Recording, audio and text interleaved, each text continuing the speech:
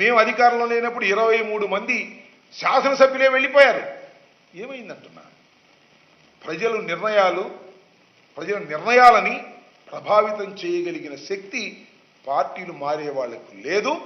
పార్టీలు మారేవాళ్ళు వాళ్ళ నైతికతే పోతుంది తప్ప మరొకటి కాదని మనవి చేస్తున్నాం.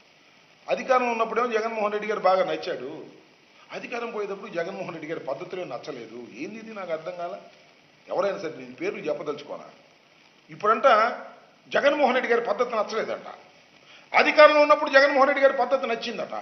అధికారం పోయేటప్పుడు జగన్మోహన్ రెడ్డి గారి పద్ధతి నచ్చలేదట. అందుకని అధికారంలో ఉన్న పార్టీలోకి వెళ్ళిపోతారట.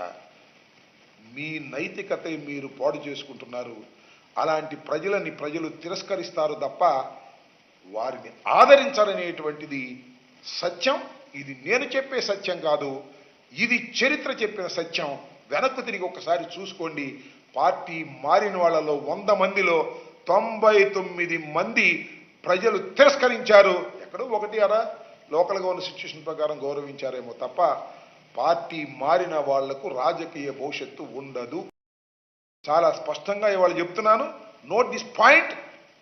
ఒక 4 సంవత్సరాల తర్వాత 5 సంవత్సరాలు చూడండి, వాళ్ళకి ఏ గతి పడుతుందో ఆలోచన చేయమని కూడా ఈ సందర్భంగా నేను చెప్పదలుచుకున్నాను. ఓకే.